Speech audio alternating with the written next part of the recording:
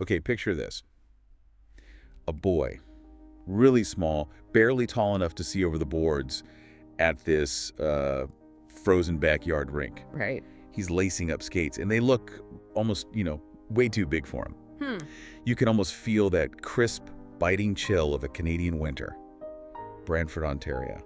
And you hear that sound, that distinct tap of a puck? Yeah, that sound. That was the rhythm of a future legend. That boy, well, that was Wayne Gretzky. He'd become the great one. An incredible start. So what are we doing here today? This deep dive, it isn't just going to be about his jaw-dropping stats, though they are incredible. Oh, for sure. Off the charts. Yeah.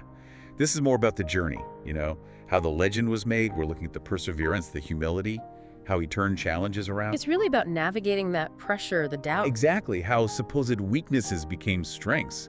And there are lessons in there for all of us, really, whether you know hockey or not. Definitely universal. So from the start, young Wayne.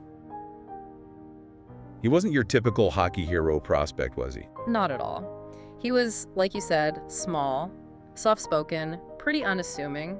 And this is in a sport that, back then especially, was all about size, aggression, brute strength. Right, so the whispers started early. You can just imagine it. Oh, yeah. He's too small, he won't last. He'll get creamed out there, that kind of thing. For a kid with those kinds of dreams, that talent, man, that skepticism must have been tough. Just crushing. Absolutely. How do you even start to deal with that? Well, that's where it gets interesting, isn't it? It really is. What's so fascinating is that Gretzky didn't try to meet that force with force. He didn't suddenly try to become this big, tough enforcer. No. Instead, he learned to use the ice differently, with intelligence, pure smarts. Anticipation, right? That's the word you always hear. Exactly. Masterful anticipation. It was like, while everyone else was chasing the puck, scrambling after it. He was already heading to where it would be. Precisely. He wasn't about raw power. He had this incredible grace, this glide, almost like, the ice was working with him. It was a totally different way to play. Revolutionary, really. And it really makes you think, doesn't it? For anyone listening who feels held back by something. Yeah. Maybe that thing you see as a weakness, feeling too small or not strong enough, maybe that's actually your unique gift. The thing that sets you apart. Could be. Makes you wonder where you might be overlooking your own advantage, And a lot of that thinking, that unique approach, it wasn't just natural talent, right? His father, Walter Gretzky, played a huge role. Oh, pivotal. Absolute pivotal. Walter wasn't just teaching hockey on that backyard rink. No, he was teaching life. Right. Mentoring him on how to think the game. Not just handle the puck, but understand the flow, the possibilities. And that famous advice. It sounds so simple now, but back then. Yeah. Go where the puck is going, not where it's been. So simple, yet so profound. It's loaded, like you said. Yeah. If you connect that to the bigger picture, it's more than hockey strategy. It's a life philosophy. Anticipation, looking ahead. Exactly. Preparing for what's next, not just reacting to what just happened. Vision over reaction. Applies to everything, career, life. Totally. It gives you that edge, lets you shape things instead of just being carried along. Sure does. Yeah. Now, okay, fast forward a bit. Teenage years. His talent. It's undeniable. People are coming just to watch him. Yeah, the buzz was building. But that kind of success, especially for a kid, it didn't just bring fans. It brought resistance, resentment even. Right. That's the tough part. You hear stories about rival parents. Complaining he was too good, making it unfair. Yeah, and even booing him. Booing a child for being exceptionally talented. It's hard to fathom. That's a whole different kind of pressure for a young player. It really is. And it's something lots of people face, When you succeed, sometimes it draws negativity. So how did he handle that? Because that could really mess with your head. Well, his response was key. He didn't get arrogant, didn't lash out in anger. He just played. Pretty much. Quiet consistency. He let his performance on the ice do all the talking, silence the noise, Didn't get drawn into the drama. Exactly. He just kept doing his thing, which arguably is the most powerful way to respond. Makes you think about our own lives, doesn't it? When success stirs up friction or criticism, how do you react? Yeah. Do you fight back? Or do you stay focused, maintain that quiet consistency? Let the results speak.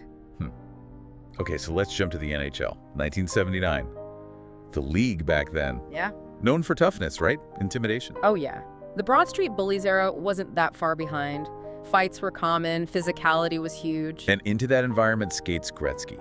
Barely 160 pounds soaking wet. Definitely not the mold of a typical hockey warrior of the time. Not at all. But he didn't just survive. Yeah. He completely changed the game. He really did. He shattered records, like you said, not with muscle, with his mind. His rookie season ties for the scoring lead. Yeah. And then just takes off. A run of dominance unlike anything, really. Unprecedented. You look at the numbers, 50 goals in just 39 games. Or getting over 200 points in a season. Multiple times. It was like watching chess on ice. Every move calculated, pure genius. He didn't just play the game, he rewrote the rule book. And yet, even with all that, the criticisms kept coming, didn't they? Yeah, you still heard it. He's protected. By teammates, by the refs. Or that he wasn't physical enough, couldn't handle the rough stuff without his bodyguards. Right, and people point to the high-scoring era, the 80s. And those are fair points to bring up when discussing his career, sure. The league was different then, higher scoring overall. But even relative to that era, his dominance was just astronomical. He wasn't just scoring, he was elevating everyone around him, making his teammates better. You can't fake that. So he answered the critics how? With results. The numbers, the wins. They just became undeniable. It proves strength isn't only about hitting hard, it's intelligence, vision, controlling the game. A powerful lesson there, too.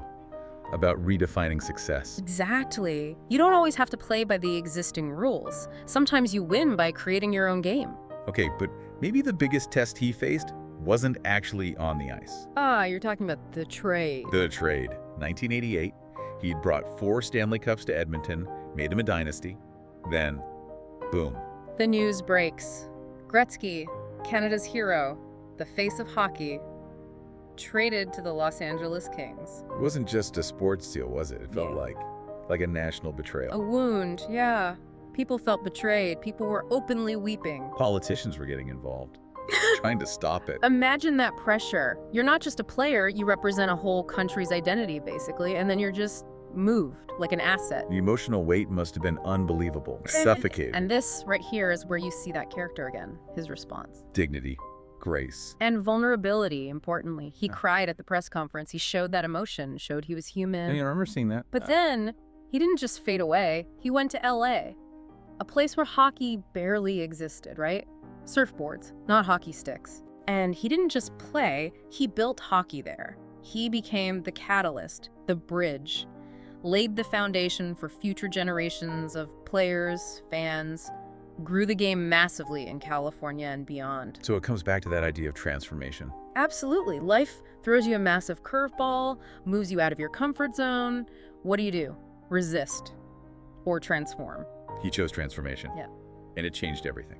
For him and for hockey. Makes you think about our own lives when things get shaken up, doesn't it? It really does. Now, no journey's perfect, right? There were shadows, controversies. Sure. We mentioned the criticisms about being protected, the high-scoring era arguments. And later on, his time as a coach, an executive, it didn't have that same magic touch, did it? No. And those were real struggles, real failures by his own incredibly high standards. They weren't just whispers. People questioned his abilities off the ice. So how did he handle that part?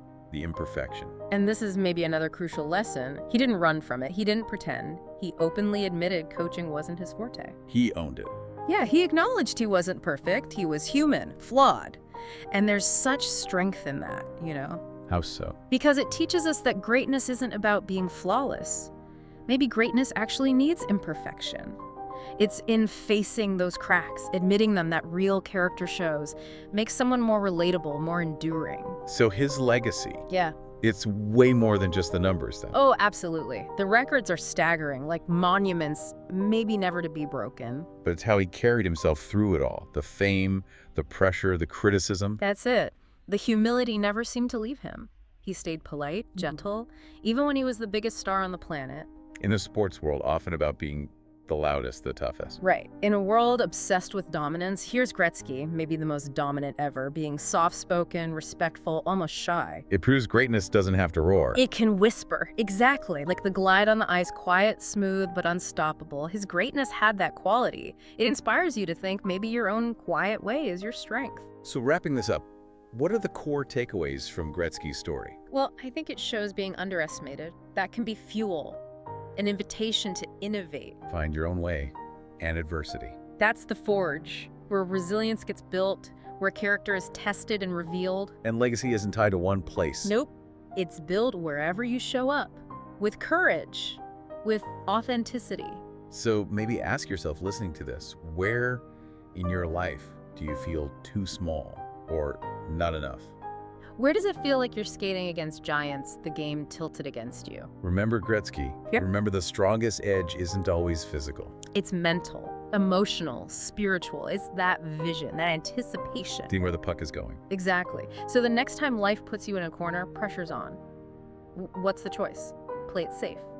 Or skate to where the puck is going. It's a powerful question. Yeah. You know, he's called the Great One, but maybe his real gift isn't just the hockey moments. Maybe it's that reminder. That greatness is about choices, how you carry yourself. Right. Showing up with grace, quiet confidence, even when people doubt you. Carrying that weight with dignity. Because maybe greatness isn't just for the legends on posters. Maybe it's something we can all carve out in our own lives. And maybe, just maybe, We too can earn that quiet acknowledgement from people around us. that whisper, that was the Great One.